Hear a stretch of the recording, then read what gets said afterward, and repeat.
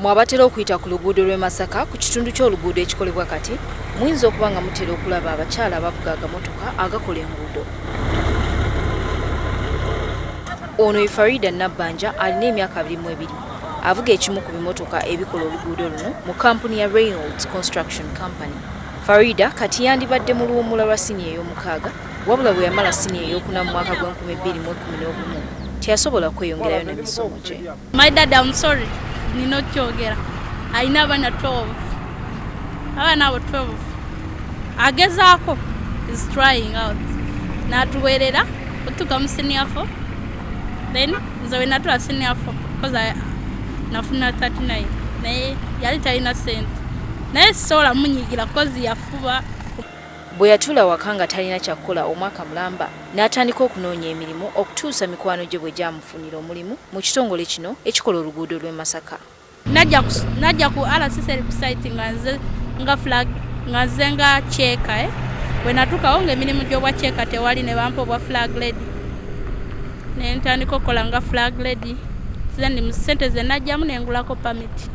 Omulimu gw'okuvuga agamotoka gano agazitowa erifa abalaba obulabi gulabika nga mukakkali era tukimanyi nti abasinga okugukola baba basajja kyokka omuwala ono olw'obuvumu bw'alina yasalawo okugukola okweyimirizaawo.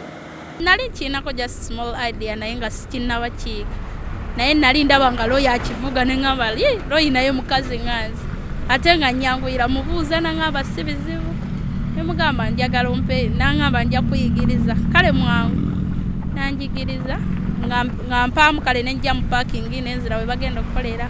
Farida akolera ddala ng'abaami bw'aba avuga emmotoka zino era agamba nti takisanga mu buzibu na bumu kuvuga. Bangi abayita ku luguudo luno tebalema kusamaalirira nga bamulaba. Tegunswaza era obuzibu bwe ngusangamu bumu obw'abasajja abavuga entaaba abayana batuvuma. Abayana batuvuma ayitawo nagamba ekigambo n'osigalako kirowoozaako.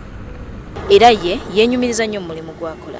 Sirinda kale basajja bampe nti nsabe mbeera nkimanyi guno omwezi njagula kino ne kino byempulira byenjagala. Newankubadde nga guno si gwe mulimu gwe yeegomba okukola ebbanga lyonna ate ebyokuddayo okusoma byo tabirowooza nako. Kati mpulira ndi muntu mukulu kati nga tula mu senior 5 n'obwana bukyaliwo abaana b'ennaku zino basoma bato ate olwedde nali nsomye ndi mukulu. Ono ye Loy Katushabe mukyala mufumbo era muzadde alina emyaka 3 naye avuga bimotoka bino ye guno akoze okuva mu 2011. Yono omukyala Farida gwagamba gwe yalabirako era yamuyigiriza okuvuga agamotoka gano. Guno omulimu abasajja newankubadde bagukozesa mikono na bigere kulinnya na bwongo kumanya ate nga nange byonna mbirina. Nensalawo nenfunawo omwe yali abivuga ne mwegayirira nanjigiriza for free. Wadde nga naye agamba tagulaba mu buzibu, Loy agamba bannayuganda bakyalina embeera z'okunyoomoola emirimu. Kwegamba bampita amanya gesimanyi na kumanya bungi bwago naye nze sikifaako kubanga njagala manne.